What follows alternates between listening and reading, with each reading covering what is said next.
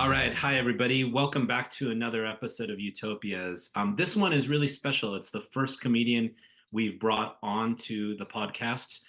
Here I'm speaking about my friend and dear colleague, Maz Jobrani, the great Iranian American comedian. Maz is quite well known. He's an actor and LA Times best-selling author of a text called I'm Not a Terrorist, but I Played One on TV. And this is a conversation that I had with Maz, who I met some years ago live on the set of The Young Turks. This is a conversation we had in April 2024. So please note that because now we're a few months after that. And we are discussing, of course, Gaza, Palestine, Israel, those issues from that time period. In addition to being a well-known comedian and actor, Maz also has stand-up comedy specials on Netflix, including one called Immigrant that I actually just watched recently. And he has three additional solo specials on Showtime, one called Brown and Friendly, another one called I Come in Peace, and another one called I'm Not a Terrorist, but I Played One on TV. And then he also has a special on Peacock right now called Pandemic Warrior. It's a great conversation. You'll see how Maz is so refreshing, so down to earth, of course, so funny, but so genuine. And we talk a lot about immigration, the experience growing up as an immigrant American in the United States, and of course, the election and war in Gaza, and really the importance and power of comedy. So everyone, please enjoy Maz Jobrani, and please enjoy Utopias in all its facets, stories of those who repair and care and bring some light to our experience of life today. You have my deepest gratitude for being part of our Utopias podcast community. You all know the drill. Please rate and review our podcast. Please spread and share the word to everybody and anybody. And please feel free to reach out to us with any questions, any thoughts, any suggestions. This is a very unique podcast celebrating creativity, celebrating care, celebrating curiosity rather than cynicism and so on. So we truly appreciate your support. Thank you for being part of our Utopias community.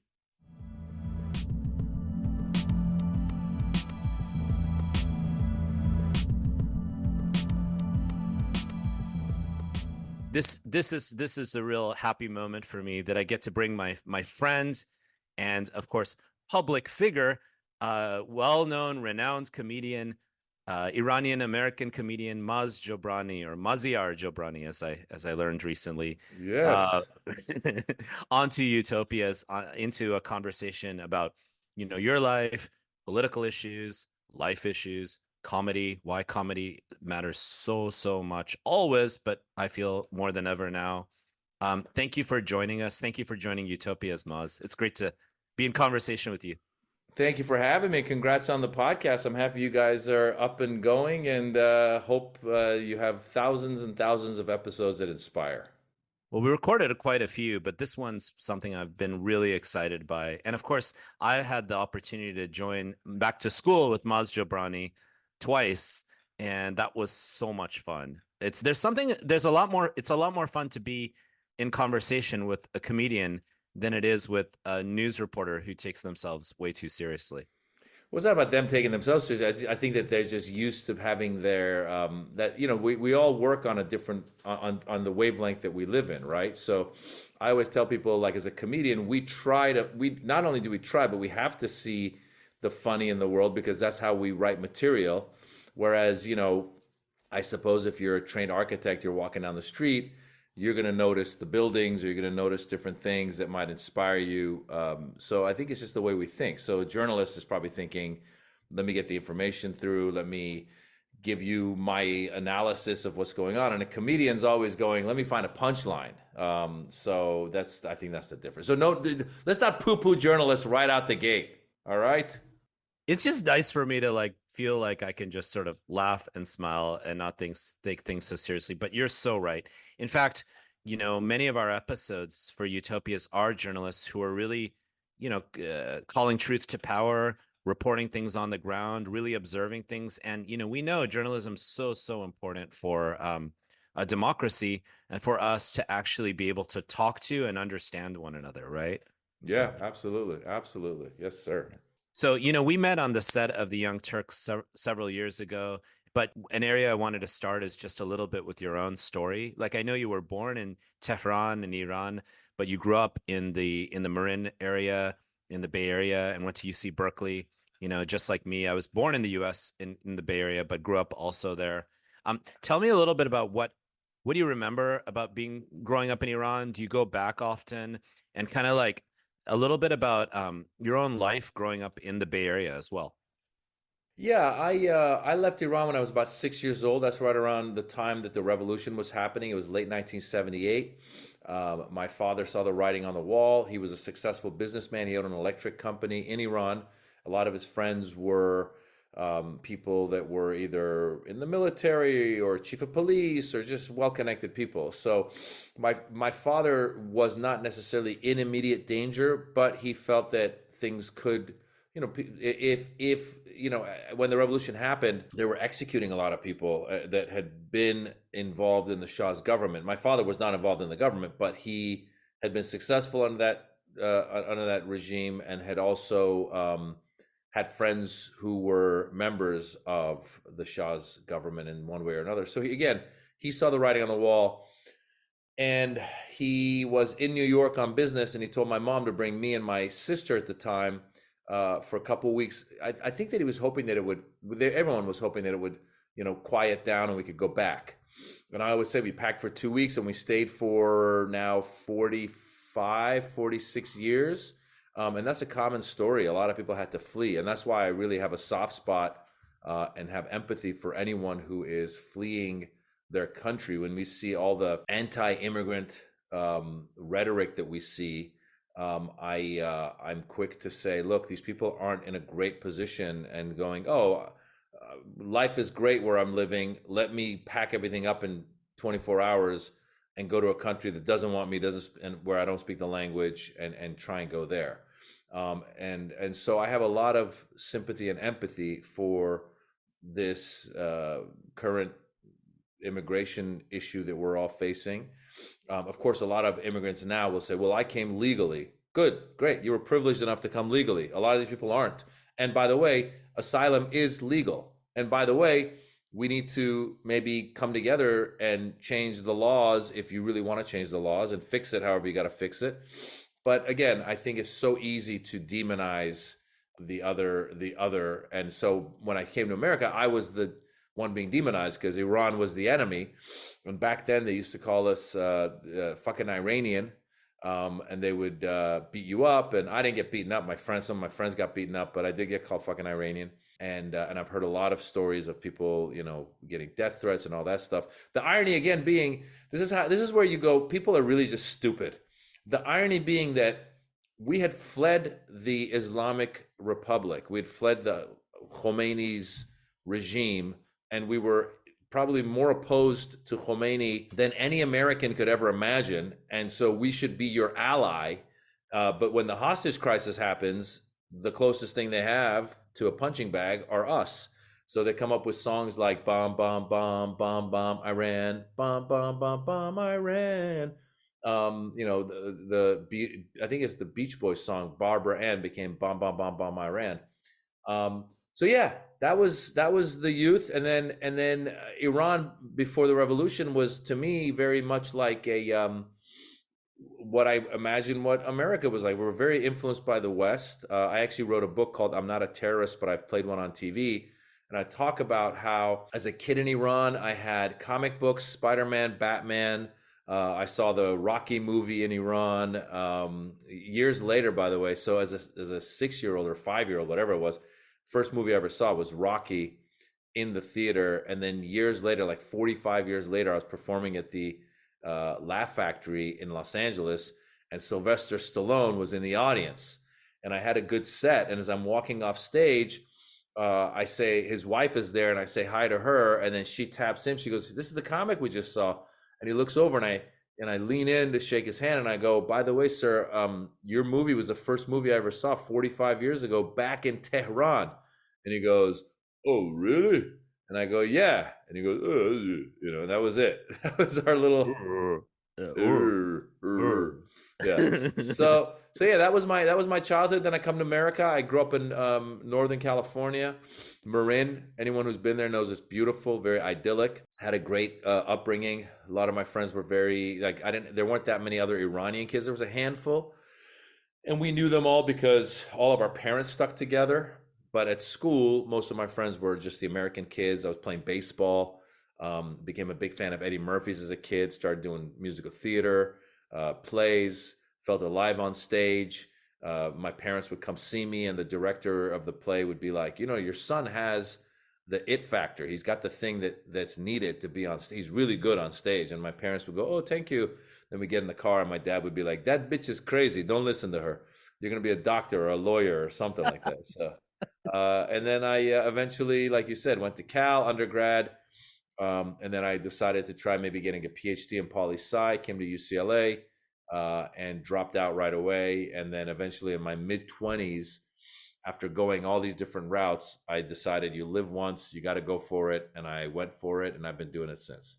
I mean, beware of UCLA. It's really, really the pits. Just kidding. And just Well, no, it was total bias. It was, I have friends who hung in there. It's not UCLA. It's the 5-year PhD, which you know how that goes. It's a serious commitment. Anything you do from the outside, it sounds great. Like the reason I wanted to get my PhD was because I studied abroad in Italy when I was in college, and there was this professor, and I loved what he was doing, and I was like, oh, maybe I'll just do what he did. Like, and I get to stand in front of classes and give lectures and debate and all that. But as you know, when you get into academia, it's publish or perish. And I was like, well, I'm going to perish because I don't want to write about all this stuff. I just wanted to stand in front of a crowd. And now I get paid to stand in front of a crowd and tell jokes. I mean, you know how it is, and you alluded to it, right? Like a lot of our parents are, immigrant parents from, I'm South Indian, as is your wife. You're Iranian. A lot of our parents are like doctor, engineer, maybe some like businessy thing, maybe attorney. My parents were like, attorneys are unethical. And so that's sort of why I ended up studying engineering. How are you able to sort of, I know you started in a PhD program, but how are you able to sort of, to make that choice to go into comedy and sort of have it be cool with your family? I'm sure you have many uncles and aunties and, and all over the place, just like we do. Well, I tell kids now, I tell young people, I go, you know what you love. I go, your parents don't know shit. They think they know you. They don't know you. You know what you love. You know what's in your heart. Do that. Go for it. Even if you got to rebel against your parents, if they love you, which they do, they'll come around and eventually support you. So I had a few moments of that. So like, for example, when I went to study abroad in Italy, my father had gone back to Iran at that time. This was in the early 90s. He went back because he lost a lot of his money when he came to America. He lost it in bad real estate investments. So he'd gone back to Iran to try and free up some of those properties to see if he could, have some income again. So he'd gone there. I was the oldest son of the family. My 2 younger brothers were living with my mom in Los Angeles. And coming from the background that we come from, my mother and my aunt were both saying, hey, you should not go study abroad for a year. You're the man of the family. You're needed. If anything, you should transfer from Berkeley down to Los Angeles and finish your school at Los Angeles so you could be there for your brothers to help raise them. And I was like, no, that's not how things work. I'm not the dad here. And also I said, I've been putting in a year and a half of studying Italian, and I've done everything I need to do to go to Italy. And so when I went to Italy for my year abroad, my mother and my aunt were kind of upset with me. But again, they came around. And so I realized, oh, I can't just, live my life trying to please my family. Because your family will say like, this is a disappointment to me if you do this or this and this, whatever it is. So once you realize that like, they want what's best for you. The way I explain the metaphor that I put is like when you're driving a car, you feel like you're in control, but the person in the passenger seat constantly puts their hand up every turn, every break. They're putting their hand up on the dashboard. That's your parents. They're like, oh my God, oh, be careful. Oh my God. You're like, I got this. But ultimately, you're the only one who knows what that thing is that you really love. And so whereas my parents were saying, like you said, lawyer, doctor, engineer, every lawyer I talked to back then was like, I'm miserable. Don't be a lawyer. Don't be a lawyer. And I was like, my parents don't know anything about being a I know lawyer. many now who feel the same. Yeah. Yeah. And so there was people, I know people that went and got their law degree or practiced law and became comedians afterwards. Exactly. So for me, it was like, again, in my mid 20s, had the light bulb moment. We live once. I went for it. My father was in Iran still at the time, so I think he was kind of in denial. He didn't really know what was going on. He was kind of like, "Oh, okay, so when you go back to school and get your PhD, then maybe we can do some business together and this, that, the other." I think my mother Take was over the worried. family business kind of Take over the thing. fan. Yeah, we'll do investments together. And then my mother was worried. I used to do this joke about how my mom was like, you didn't become a lawyer, you didn't become a professor, at least become a mechanic. When I told her I want to be an actor, yeah, I go, why mechanic? She Plumber. goes, because people need mechanics. Nobody needs an actor. Everybody needs a mechanic. I was like, well, you got a good point. So It's interesting, right? Because all of this gets to the point that pretty much everybody in this country is an immigrant or a child of immigrants, except our Native American friends who are still alive. With all the incredible violence that occurred to and the genocide that occurred toward those people.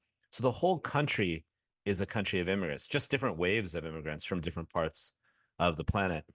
And I read something recently because, as you were alluding to, Maz, one of the big political issues that's getting a lot of heat and a lot of attention is one that sort of is pointing at immigrants as the source of terror, drugs, violence, this and that. Mainly, specifically, immigrants from Central America, um, which both ignores why people might be coming here because of the things that the U.S. did to those parts of the world in the 80s and in a certain way continues to do, 80s onward, but also takes it doesn't recognize so that there are sort of issues, there are reasons why people have to come to try to keep their lives going, but doesn't consider one observation that I just read, which is that many of the immigrants from Central America actually want to go back.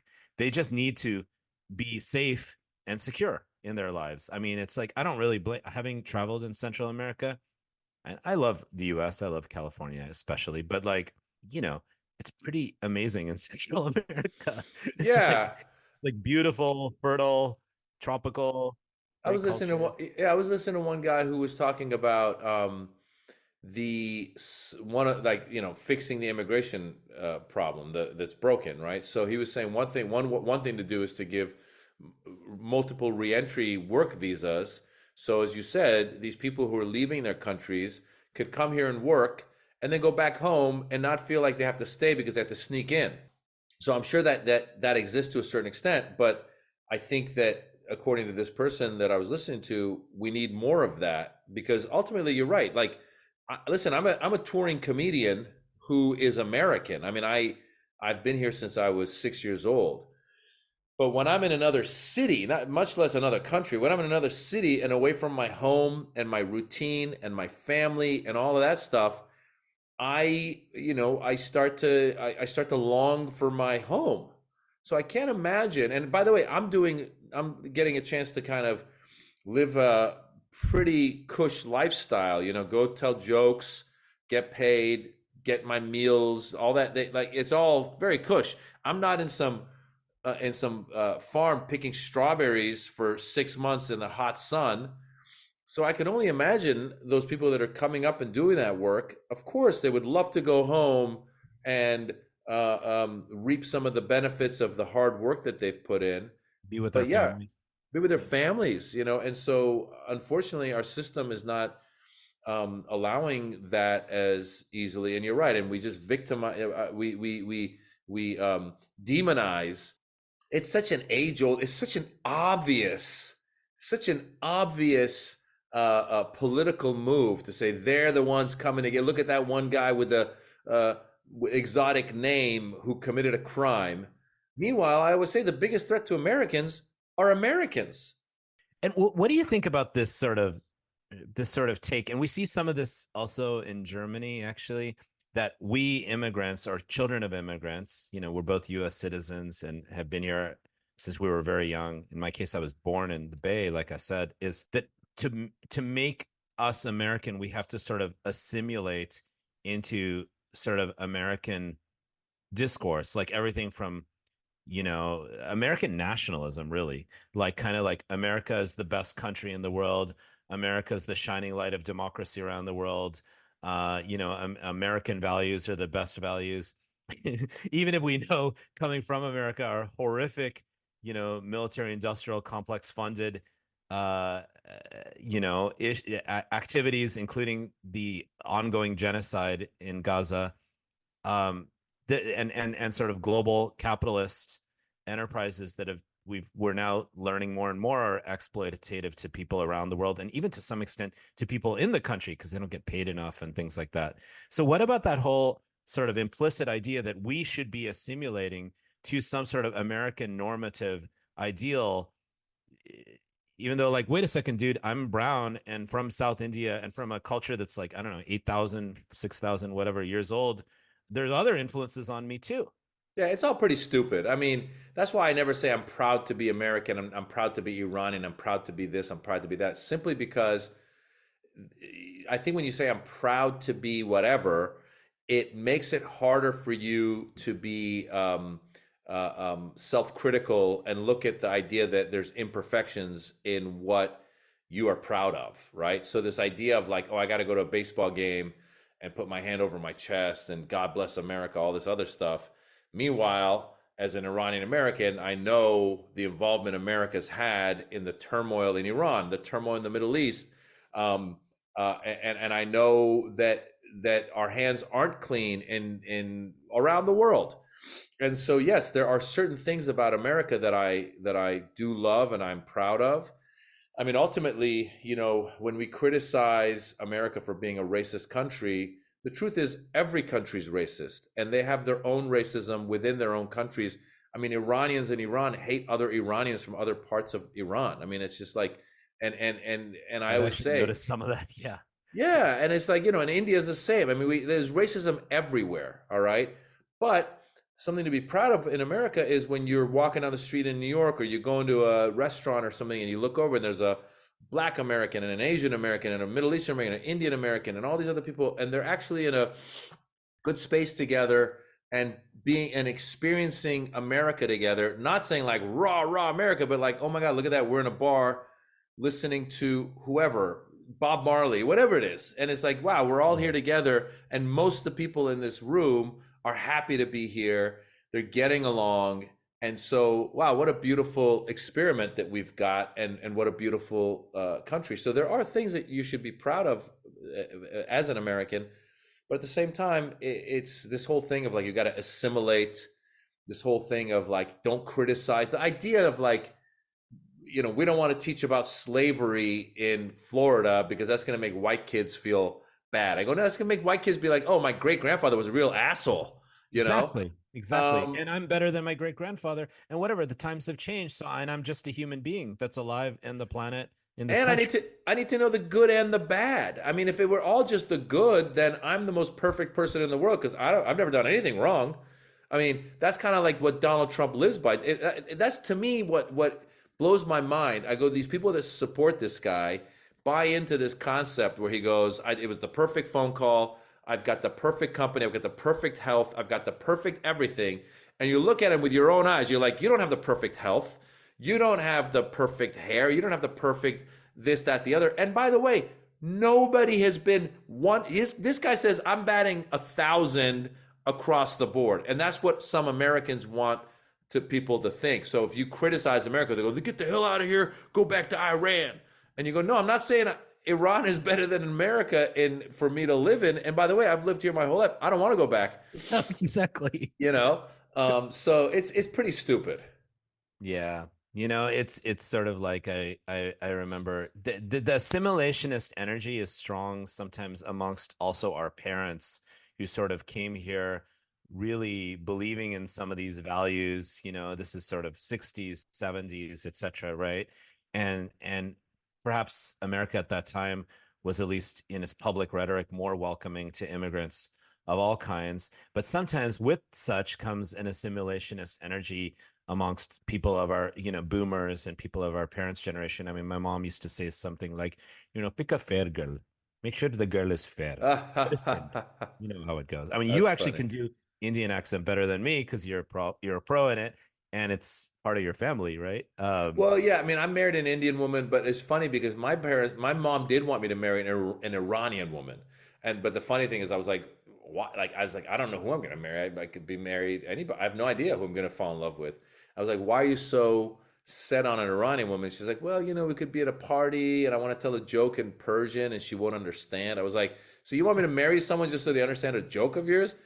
She was like, I mean, that's a bad example, but so the assimilation comes in. I think the Persians are very proud people, and they want to continue to, like, even though during the hostage crisis, my dad being from northern Iran, which is Tabriz, and they're Turkish as well. I think my mom said that he would tell people that he's Turkish just to not get bothered by anybody. So a lot of people, a lot of Iranians were saying they're Italian or Greek or Turkish at the time because Americans didn't know the difference. And like, oh, okay, you look like it. Fine, I'll leave you alone. But a lot of Iranians are very proud. And sometimes the same way we're talking about this American pride, where we're like, oh, America can do no wrong. Some Persians are like, Iran can do no wrong. I mean, the current government, yes, but we had an empire. We had Cyrus the Great. We were so fantastic. And I'm like, no, you got some shitty things too. So, exactly. So my parents weren't as much into assimilation. I think they wanted us to maintain our language, the food, and also they were surrounded by friends, and they didn't really know much else. Like, it wasn't like my mother spoke English pretty well. She went to junior college here and got her AA degree. My father, got to there, but for the most part, you hear these parents who, like, I mean, it breaks my heart where I meet people that come from, let's say, like a Mexican family, and they say, oh, my parents didn't want me speaking any Spanish growing up because they wanted me to assimilate. And I go, what a shame. Like, Spanish is such a beautiful language. I wish that your parents had, made you do it, learn it. So yeah, it's really, I mean, but I sympathize and understand why somebody also does not want to stand out. They just want to blend in. They don't want to ruffle any feathers. They just want to go to work, collect their paychecks, and maybe be invited to the barbecue at Bob's house across the street. Bob's Barbecue. Got to go to Bob's Barbecue, man. Gotta go to Bob's Barbecue, man. I mean, it's really an example of the push and pull that many immigrants and waves of immigrants experience in this country. Like, so, my grandmother, who got married when she was 14, is from a small village in South India in Tamil Nadu, and came to the U.S. Because a couple of her sons came to the U.S., barely learned any English. Would recommend to me she recommended to me that I marry my second cousin, from the same village in the same area. So it's sort of this push and pull that we see with all of this. So it's really surreal. It's really amazing to speak with you because one thing, I know you're gonna have a funny reaction to this. I mean, you're kind of a celebrity, man, right? Or it, and so sometimes when I hang out with you and we walk around, people like come and say hi to you and this and that, and people, a lot of us love comedians, right? So the thing about you though is you're also a chiller. Like, I mean, you're very much like everybody's buddy. I've noticed that about you. I mean, I haven't met you before you drink coffee. I don't what that's like, but in my case, I'm evil before I meditate and drink coffee, or sometimes exercise. But you're meeting me after that today. And probably I met you after that every time I met you. But I guess I want to ask you about that. Like, it doesn't feel like you take yourself very seriously at all. Yet at the same time, you have integrity.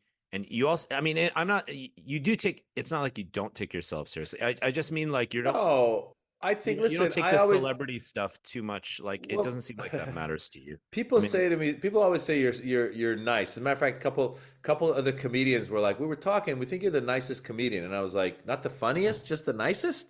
And they were there you like, go. yeah. I was like, You oh, are really bummer. nice. Yeah. Yeah. But I always tell people, I go, there's no reason to be a dick. I really don't know a reason why one would be mean to people. And I think that now more than ever, I try to go out of my way to be courteous.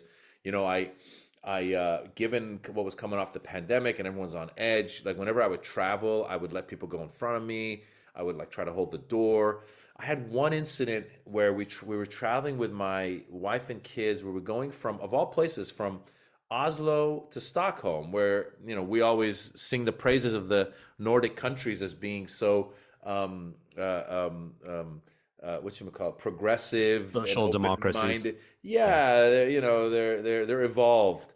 And so I was waiting to get off the plane, and my wife was across from me in the aisle, and some guy got up, and he was kind of like trying to rush past my wife, and for whatever reason, I don't know why, I just felt like how rude. So I kind of got in his way, and then he's like, "Move," and I was like, "No, you got to wait for us." And he was like, he kept insisting, and I kind of let him go. And then afterwards, I was like, "What the hell was I doing? Like, why did that thought come into my head? Much less with my kids here." And I told them afterwards, I said, "Guys, that was wrong of me, what I did." I go, let people, I don't know what that, maybe that guy wants to go get a cigarette. Maybe he's got to pee. I don't know what it is.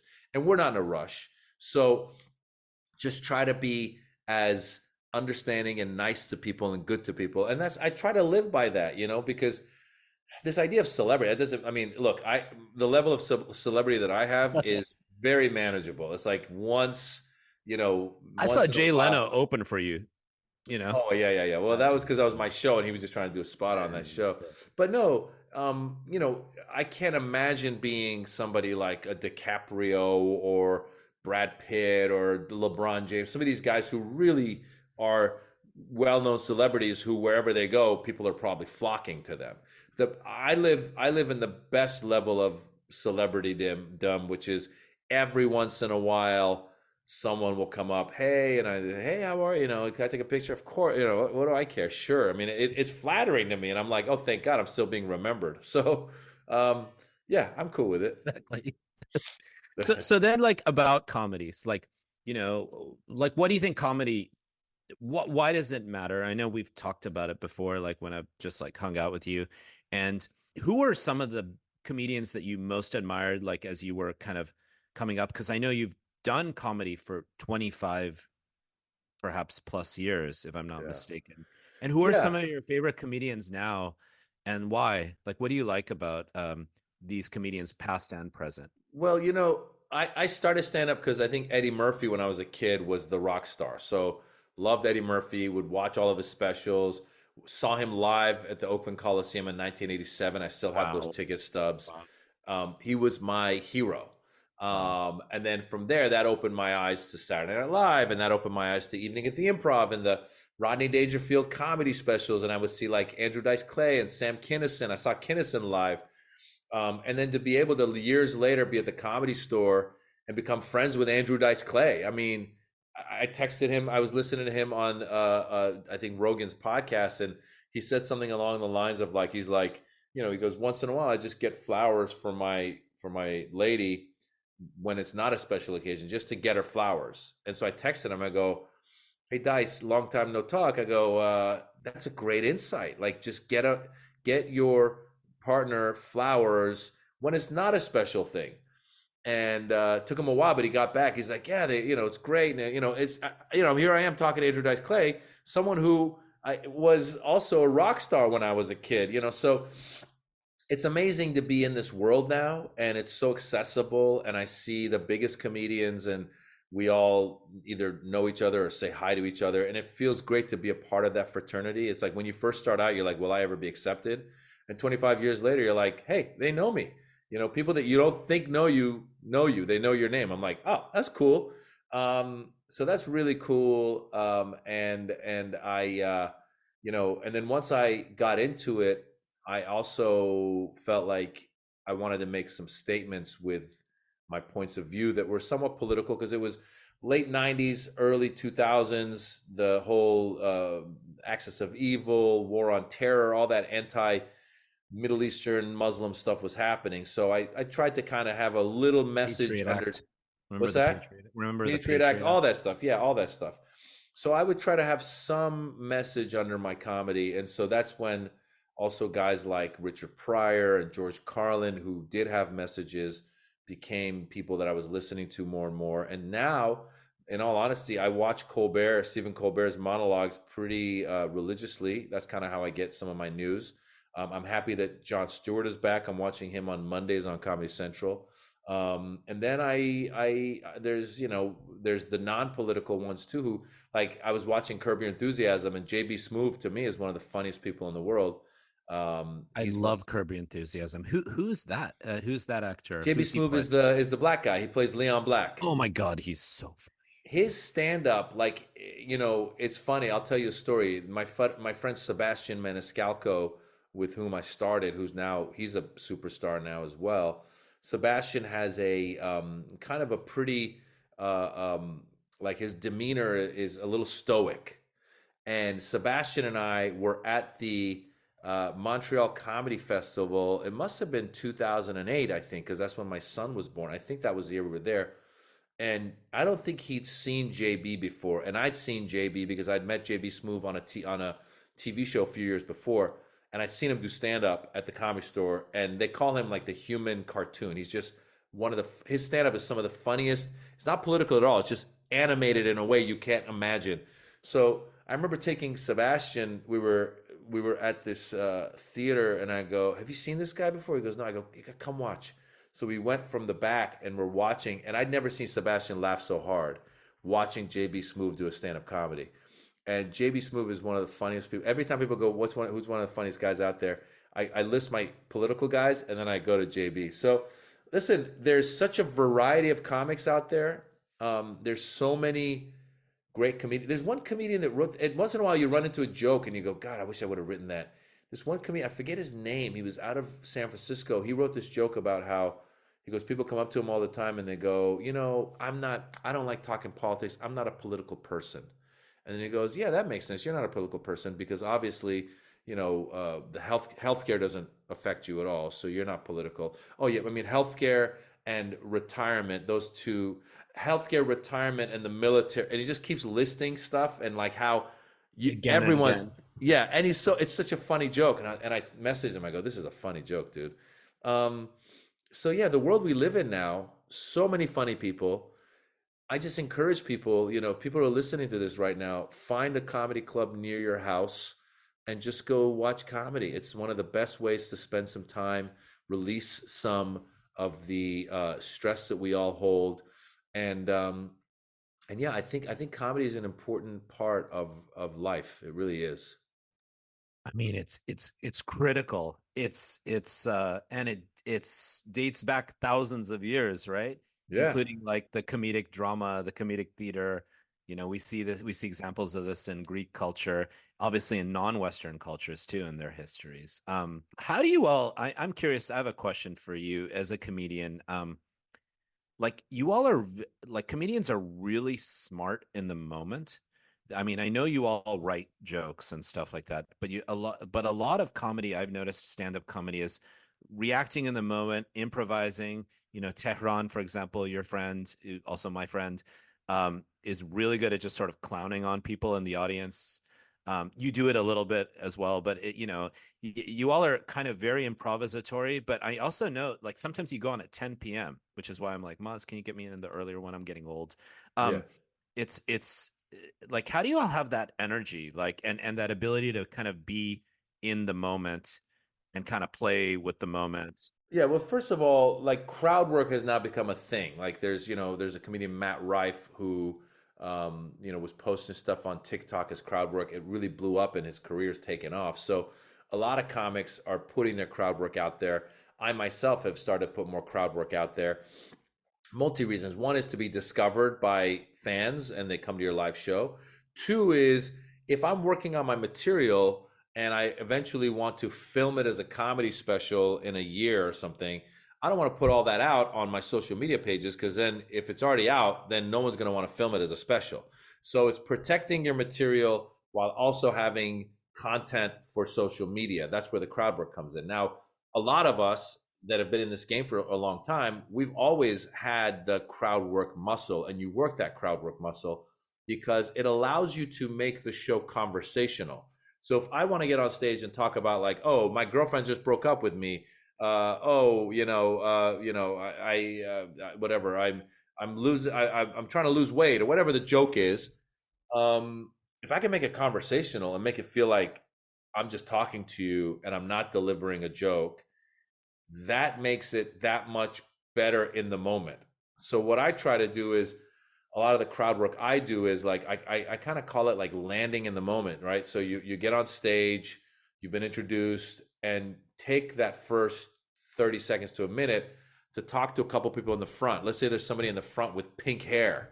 You might even be curious, like, what's going on? Why do you have pink hair? You know, like, just out of curiosity. Now, that could die because they could be like, oh, I have pink hair because whatever. I was at a birthday party and I put it on. Oh, okay. And you have nothing else. Move on. That's all. Or it could go somewhere. Like, I recently did this thing. I mean, sometimes these gifts happen. I did this thing where I was at a club and I was talking to the guy in the front. What's your name? My name's Ethan. Oh, that's interesting. And his buddy's there. What's your name? He goes, my name's Ethan too. I go, really? Yeah, we were roommates in college. Oh my God. It starts to build. And I'm like, well, what's your last name? Rothschild. Oh my God, you guys run the world. What's your last name? You know? And he goes, Burka. I go, oh my God, it's a Jew and a Muslim. They're getting along. Whatever it was. It was like, what are the chances that two Ethans would be in the front row?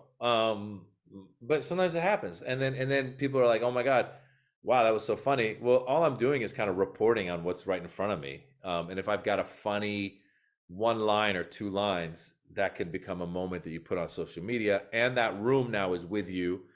And then the art is to learn how to go from that to back to your material.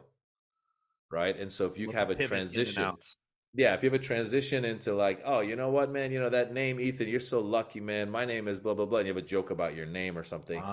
They go, oh, wow, he came up with that. No, well, that's a joke I had. The way I explain it is like your set is a train and your train is going. Every once in a while, you get off the train, you check out what's going on in that little tourist town, and then you get back on the train and you keep going.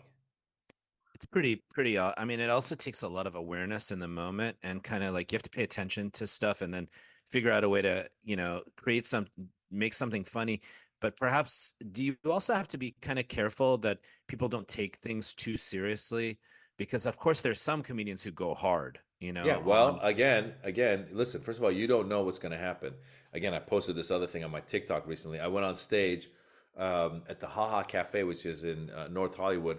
There's a lot of Armenians at the club. A lot of them are my fans, you know, Armenians, Iranians, Arabs. A lot of them know me. So when I go on stage that night, they're playing some Persian songs. And then there's a group of young kids who are like fans of mine who are there, young meaning like in their early 20s. They're up and they're dancing. So since they're dancing, I'm dancing. Now I'm dancing, they're dancing. The place is clapping, the energy's high. One guy in the front just looks really serious and stoic, just kind of staring at me.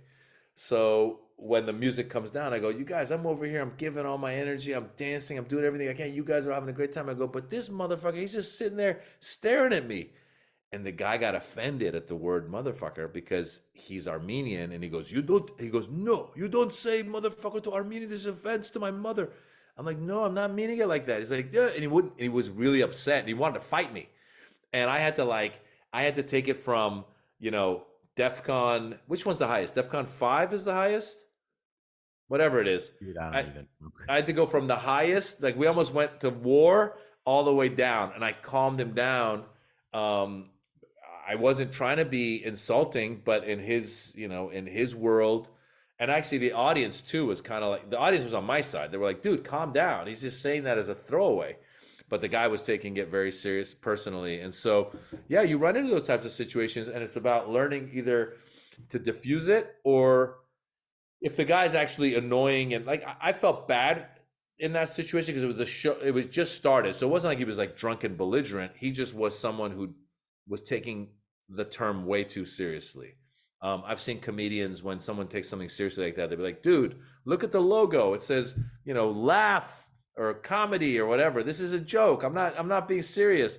So there's that way of dealing with it. And then there's also the way of like, if the person is really belligerent, then bouncers get involved and you go, get the hell out of here, that kind of stuff. So yeah, man, sometimes, you know, you live and die by that joke, you know? It's also like comedy can be the way to open up dialogue, because maybe it can move people away from taking themselves or even their positions on things too seriously. I think we're kind of stuck right now in this world where everybody thinks of themselves as in group or out group. I want to ask you about that, like comedy almost as a temporary autonomous zone, a suspension of taking ourselves too seriously, and the ability potentially for comedy. God, we need something, man, like to get us to actually be in dialogue with one another around issues like right now, what, as we speak, this horrific situation in Gaza and in the West Bank, of course, as well. Yeah, listen, it's I think people do become very tribal, and sometimes people will be triggered by certain words or certain things that a comedian says. So I've had people get offended at certain things. I mean, God knows during the Trump administration, if you mentioned Trump and there was a Trump supporter there, they would take it as if I insulted their grandmother. So, and you go, no, like the whole point of America is we should be able to have these dialogues and talk about the leaders and all that stuff. And so, in the current environment with what's going on with the Palestinians and with Israel, definitely on social media, there was a lot of people trying to cancel you if you said anything. So I'm actually trying to do this joke right now where I was like, I was like, I said I would put hashtag ceasefire, and people would be like, you're anti-Semitic, and I'd be like, all right, then hashtag bring back the hostages, and I'd be like, you're a Zionist, and I'd be like, Jesus Christ, and they're like, don't talk about Jesus, and I'd be like, Allahu Akbar, and they were like, you're a terrorist. So it was like, you just can't get it right, right? you It's like, can't get it right. no You matter can't get what, it you're right. doing wrong. Yeah. And they attack you, and it's like they're trying to shut you up. And the fact is, I am an individual. Yes, I have a lot of followers on my social media, and maybe people, there's people that are fans, but this is my opinion. As you said, like, I want the war and the killing to stop. That's what I really want. And so, when I put like hashtag ceasefire, in my mind, it's implied that part of the ceasefire is that the hostages will return. I mean, I want those people to go back to their homes. The only time that the hostages have been They're released was innocent when there too. was a ceasefire. Yeah, I mean, I wouldn't wish this. The example I use is this. It's like, I personally, as an Iranian American, like, I feel like the current regime in Iran is an oppressive regime that has basically taken its people hostage for 40 something years and taken their freedoms away. Now, if you were to say to me, oh, we're going to go to war and, kill tens of thousands of Iranians in an effort to get rid of that regime, I would say, wow, I don't see that as a solution, because how many innocent people got to die for us to possibly, there's no even answer, for us to possibly come out on the other end where there's a free Iran. I want the result. I just don't know if killing a lot of innocent people and how many is going to get that result. So that's the current situation we're in. When you talk to somebody who goes, well, we got to keep bombing them so that we get rid of Hamas, I go, well, how many people are you going to have to kill? And are you getting rid of Hamas, or are you just creating a future, more conflict in the future? And so it's a complicated issue, and people want to shut you down. And I want to talk. I want to sit down and talk. And by the way, I've also become very humble about the idea of, like, I really don't know as much as many others know about this situation. And also, even those who do know about it haven't been able to come up with a solution. I mean, in my mind, a 5-year-old could come up with a solution, which is like, hey, why don't you guys just get along and figure out, if this is your land, then stop taking their land, and then if this is your land, then stop taking their land, and then bring peace. I mean, it seems simple, but obviously it's a lot more complicated. And so, as a comedian, you go, how much of this can I touch on? How much of it do I want to touch on stage? And I also don't want my comedy show to become like I said, a tribal rooting thing where people are like, yeah, you're right, this side, that side. You better have a punchline, and you also can't forget that people are there to laugh together. So if I have a Palestinian and a Jewish person in my audience laughing in the same night, then I feel like, hey, that's good that we could get together and at least take that energy that way. We're not going to be able to solve the problem that night, but at least we can kind of, And part of it maybe is that through comedy, just everyday people, whether they're Israeli, Palestinian, Iranian, or all of the American, they can kind of move beyond taking themselves so seriously and kind of recognize they're just human beings, and all of us can laugh. And actually, once we laugh and it kind of almost softens our brain and mind to actually be more tolerant and we can figure things out together. Problem, honestly, I mean, I'm curious what you think, is that the forces that be, whether it's the IDF or Hamas, or perhaps even to some extent our own State Department and military, are interested in war and conflict, and profit off of it. Yeah, of course. No, I was saying, I said in an interview once, I said, I think war dehumanizes and art humanizes. So comedy humanizes. So if I see a Palestinian comedian talking about their life and telling me something that I hadn't even thought about, I go, oh, wow, that's a human being living their lives. And they just told me that story and made me laugh, but also made me, you know, see that they're human. The same thing for a Jewish comedian. If I see a Jewish comedian, and I've been, you know, the problem is, I think that when you talk to some people from the region, they talk about how within their own upbringing, they're taught to dehumanize or animalize the other side rather than seeing the other side as a human being. So when you sit down and see the other side as a human being, whether it's through, like I said, comedy or some sort of like a movie, do you remember that movie Paradise Now? Did you ever see Paradise Now? It was a good Heard of it. movie. I never saw it. It Yeah. was a good movie, but it talks about this guy who gets recruited to be a suicide bomber and kind of like how his options are limited. And I'm not saying that I would never say, oh, it's good to be a suicide bomber, but you go, oh, I understand how this guy could end up going that route. And it humanizes the guy who gets drawn into this world that in under other circumstances he wouldn't want to be. Like if we, anybody, whether it's some guy in Gaza or it's some guy in an underprivileged neighborhood in America, if you gave them resources, education, and opportunity, so when they graduate, they learn, they go to school, graduate, now they can go and be a computer scientist. They're going to take that, not 100 days out of the year, 100 out of 100, they're going to take that over, oh, I'm going to go blow myself up, right? It's understanding that human beings, and that's where travel for me really helps. Like I always talk about how, some Americans who don't know better just put the whole region as one. The whole Middle East is all one. They don't know that there's a difference between Egypt and Iran and Iraq and Saudi Arabia. Like they don't even know that there's a difference. And they think, you hear this once in a while, people going like, oh, they hate us over there. They hate our freedoms. They're going around saying death to America all the time. I go, you know how egocentric you have to be to think that some dude in a village in Kandahar is waking up in the morning going like, death to America. No, that guy's got his own life. He's waking up. He's got to get the kids to school. He's got to make a meal. His wife is making him go grocery shopping. He's fighting his wife that day. He's going through his life. And then by the end of the night, as he's falling asleep, his friend's like, did you remember to do Death to America? He's like, I forgot. That bitch made me forget it again.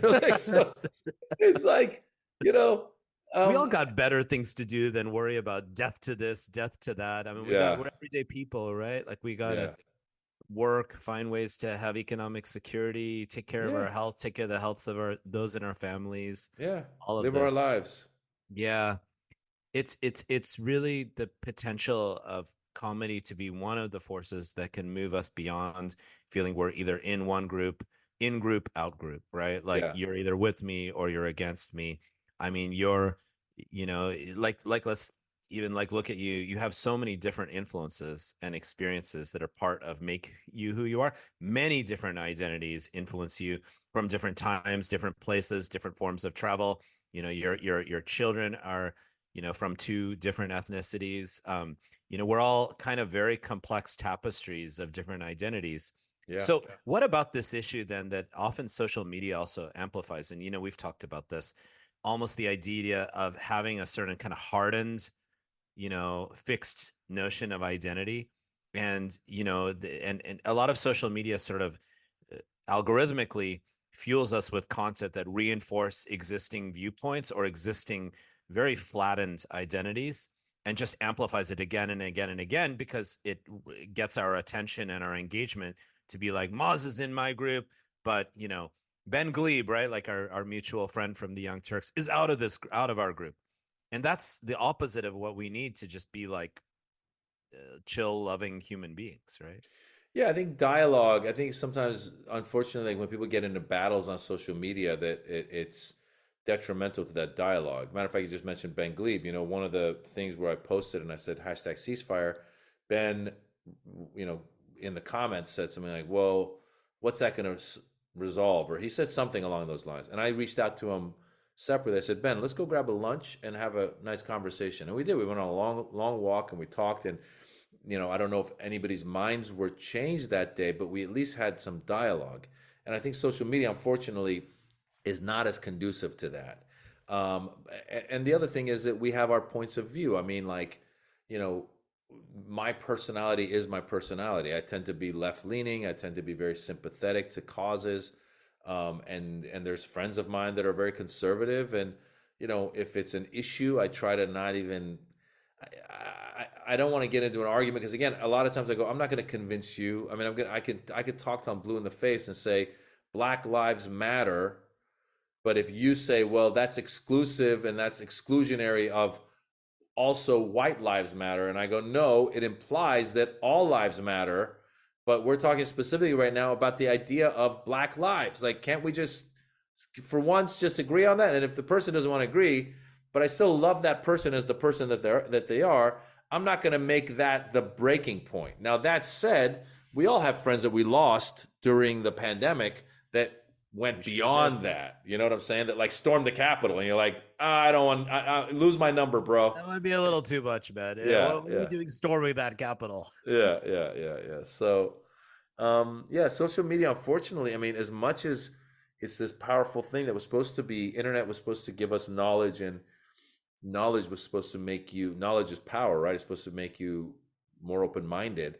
Unfortunately, we've seen that it can be manipulated to the point where all of a sudden, immigrants are trying to replace us. And the biggest threat to America right now are transgender people, because, God forbid, if that small population that finally is, realizing and able to accept who they are, God forbid that person is happy in their lives, because it makes me uncomfortable, and therefore that's the biggest threat to America. I mean, it's just so cuckoo and so crazy. I looked it up, like when they were saying like, oh my God, transgender people, they're trying to convert our kids, this, that. First of all, the number, if you look up on on Google or whatever, the number of like transgender people in America, out of 330 million people, the number is very small. Like, let's say, I don't know, 1 million or under, whatever it is. Under. And I go, and a lot of these people are like, the people that are complaining are highly religious. And I go, meanwhile, you have evangelists whose actual stated goal is to evangelize, is to convert people. And there's, whatever it is, 90 million evangelists in America. So I go, really? Transgender people aren't trying to convert you. You're trying to convert people to your religion, and there's a lot more of you. So you're a bigger threat to converting anybody to anything than any poor transgender person who's just trying to live their lives. So I think that's the weaponization and the danger of social media, is that people can and have been manipulated to not want to talk about and or go one step further beyond what they see in the headline and go, maybe let me research this and see if there's really, if drag day at a library is really the biggest threat. Let me go look at this, and how many of these drag days are happening, and who's going to these things, and why is it any of my business? I mean, it kind of gets to that spirit where like all lives can't matter unless Black lives matter, just by definition, right? Yeah. So sort of like, actually, they're both kind of the same, because you can't have all lives matter until Black lives matter, right? Yeah. Or just or brown lives matter, or any Yeah. everyone's lives have to matter for everyone's lives to matter.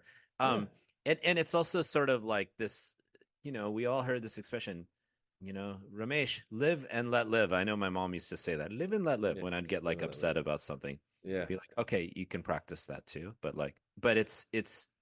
we're drumming up these sort of different kinds of controversies or fake controversies to sort of destabilize us. And a lot of this obviously is amplified on social media in a big way. I want to ask you briefly, just really quickly, about your thoughts on the elections coming up, in November, which is not just a presidential election, but there are lots of, we're having state, local, etc. elections. But I do want to, of course, ask you about Biden versus Trump, which sort of seems like, for many, seems sort of like a depressing set of choices. I was a Bernie supporter all the way. Though, it took everything less seriously than some people who were part of the campaign, where it was like, never Biden. Yeah, I was like, look, like Bernie's kind of telling us we got to influence Biden, to try to do some good things, some of which have occurred on the domestic level, I would say, more than for me in the foreign policy level. Yeah. Yeah, listen, it's like, obviously, first of all, I think the country agrees that there should be an age limit on the upper end, and not just in the presidency, but in uh, um, all of government, because you don't want. I mean, Dianne Feinstein had to die for her to not be senator anymore, and Mitch He McConnell keeps wasn't leaving. freezing.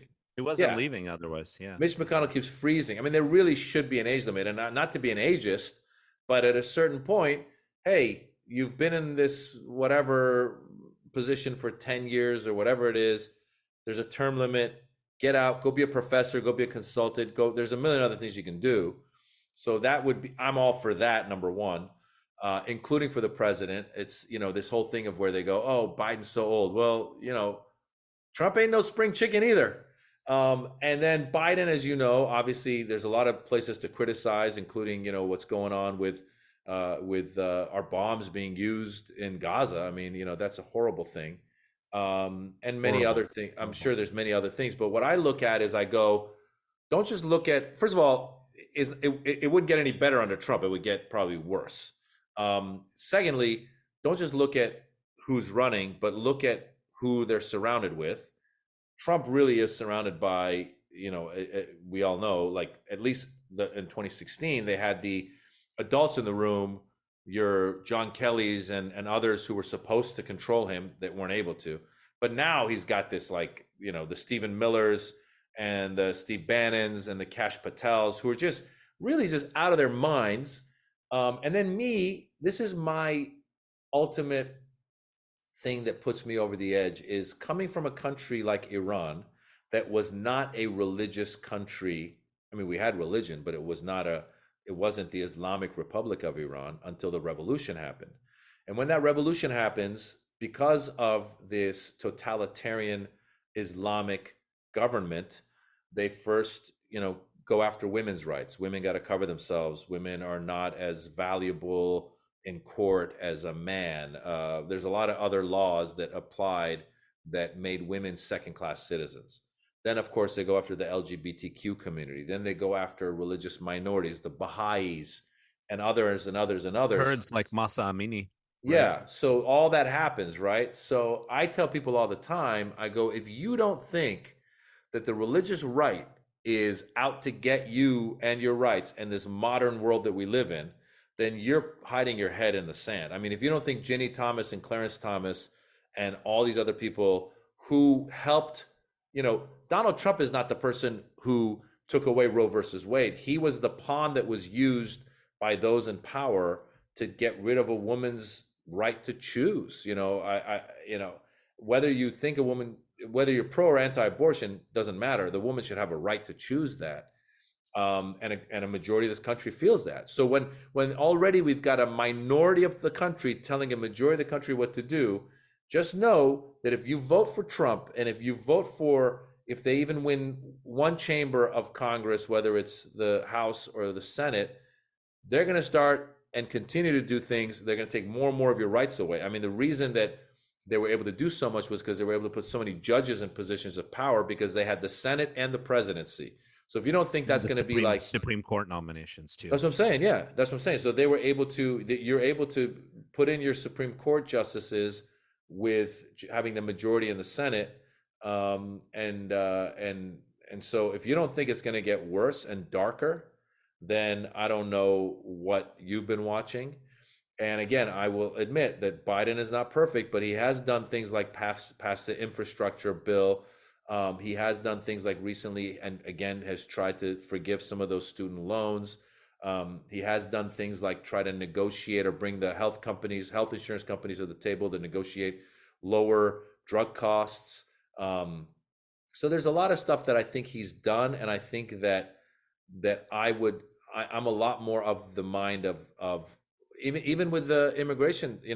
I know that a lot of Democrats didn't support that immigration bill that was negotiated, but at least it was something and an effort to try to do something. And the fact that Donald Trump so openly comes and says, don't pass this because I need it to run on.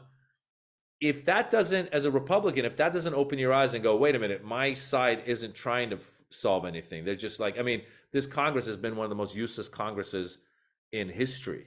So we have given and empowered. Nothing gets done. Nothing has gotten done. Yeah. So all of that to say, if I were, asking somebody to vote, I would say, yeah, definitely vote for Biden. There's no doubt in my mind. Trump literally tried to overthrow democracy, and he does not care. And he is a megalomaniac. And he said he's going to go after people. His whole thing is to go, on the vengeance tour. So, the first time around, people kind of laughed it off. Oh, he's just saying things. Oh, he's just saying a Muslim ban. Well, a week in, he did a Muslim ban. He's just saying that he's, that he's going to be, that he trusts Putin or whatever. But, oh my God, he seems to be playing all of Putin's cards. So, yeah, it's a no-brainer for me. Even has love for Kim Jong-un, which is pretty wild.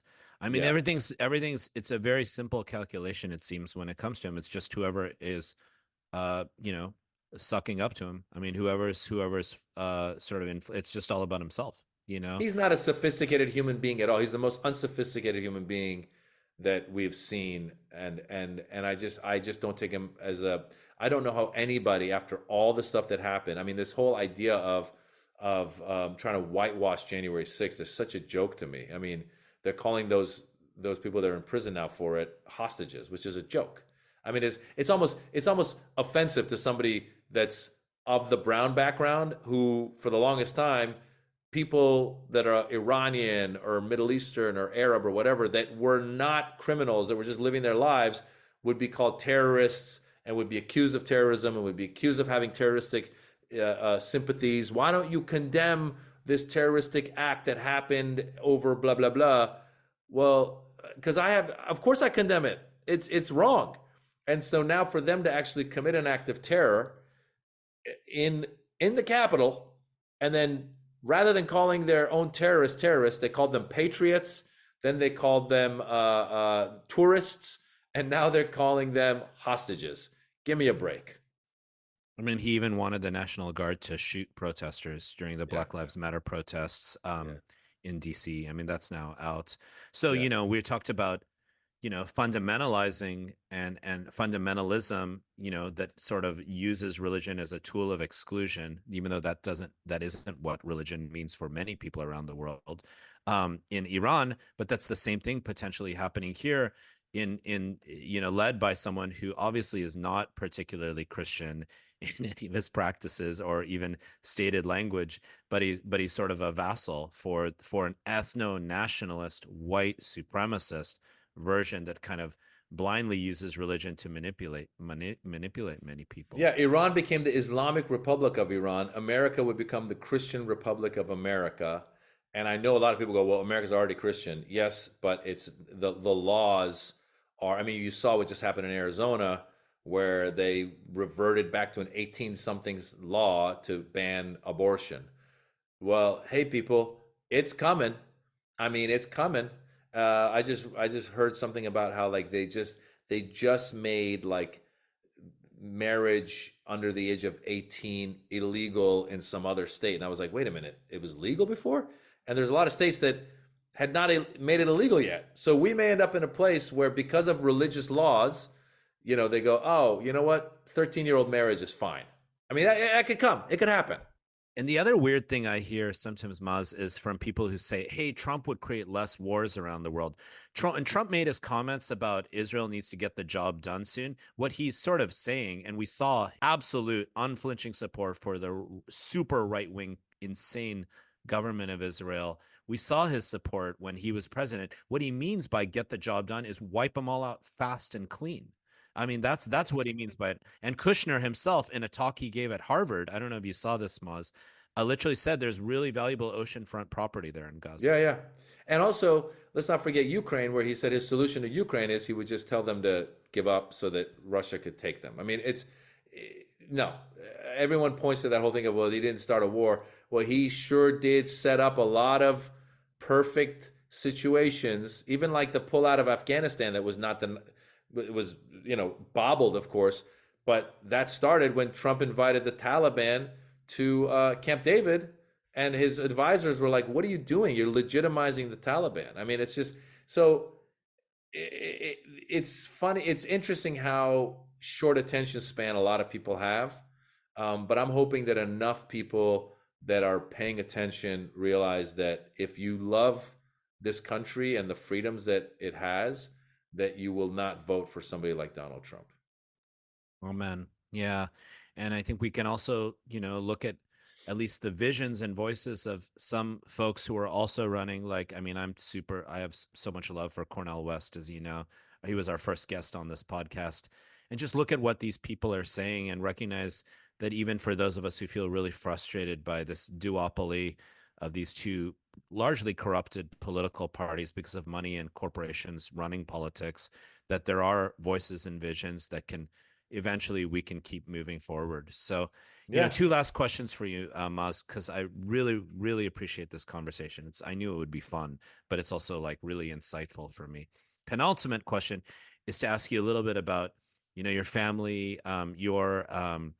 You're married to a South Indian. I think she was born in the U.S. like me. She's Keralite from South India. I'm so biased, so I think South India is the awesomest place. And yeah, I know you have a joke about your kids and your kids' names. I haven't met your kids, but like I've video chatted with them. I remember one or two times because they ask questions on your podcast, and they are so sweet and cute, and and just like soulful. I could tell. So tell me a little bit about an intercultural family, interracial family, like with and raising your kids like that. Well, my wife was born in India. She left when she was 6 months old. She grew Oh, up she in New was. York. Yeah.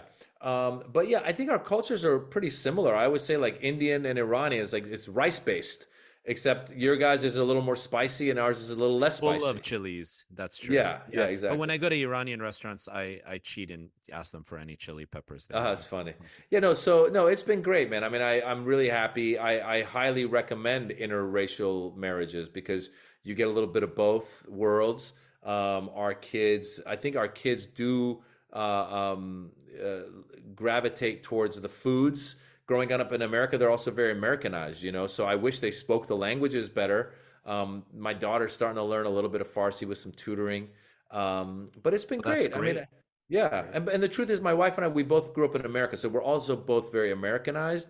But we still have our parents, or like my mother's still alive, her parents are still alive, and we go to our roots like for certain things, like for Nowruz, the Persian New Year just happened, so it's like, oh, it's Nowruz, we got to go to our aunt's house. But we also celebrate Christmas. My wife, being from Kerala, is Christian. So no, it's been great. I always recommend multi-ethnic marriages. Go for it. And it's also I imagine being a father and having like two kids, that also helps you like not take your sort of role or whatever semi-celebrity status as a comedian too seriously. You're like, dude, I got to Yeah. keep it real. I have two kids. They don't care about any of this No, of nonsense. course. No, parenting is that's one of the best things is parenting actually gives you something to do, and it's the most important job. And so all that other stuff, yeah, if you're, I mean, some people have like they're major narcissists, so they ignore their kids, which is heartbreaking. But no, I've wanted to be as involved with their lives as possible, and it's beautiful. So once again, I say go for it.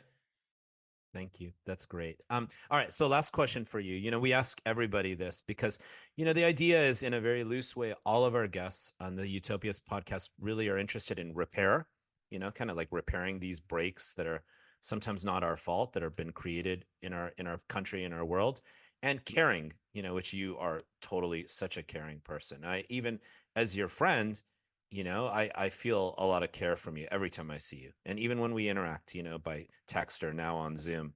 So I really see that in you. So I guess this is the question, the final question we ask all our guests is, so what's your utopia? Like what, meaning utopia, not necessarily something. And the reason we call it that is not because we think that the utopia will come to be, but more like the goal is to be aspirational and kind of move beyond all the cynicism that has like engulfed Yeah. us.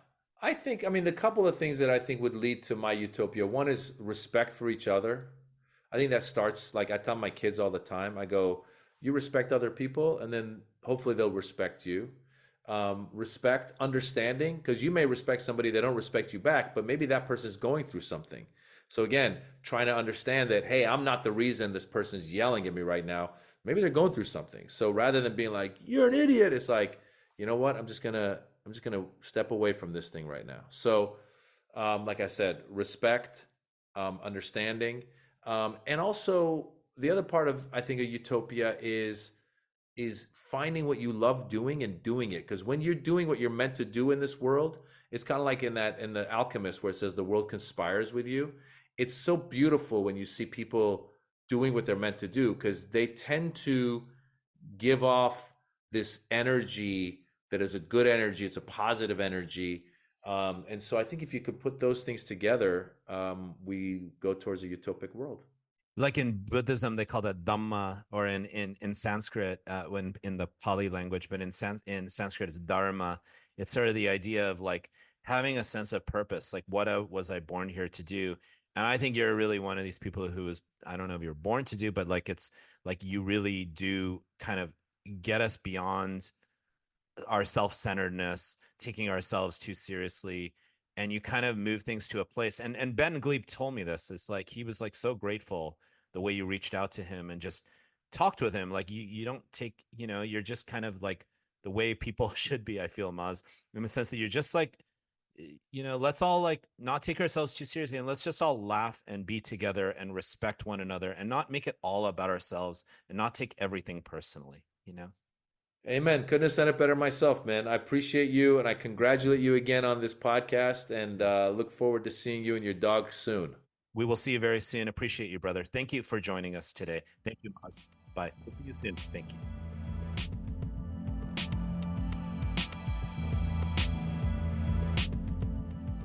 The Utopias podcast with Professor Ramesh Srinivasan is produced and edited by me, Phoebe Browse. You can access episodes on all streaming platforms. And if you have questions or comments, please email podcastutopias@gmail.com. That's podcastutopias@gmail.com. See you all next time.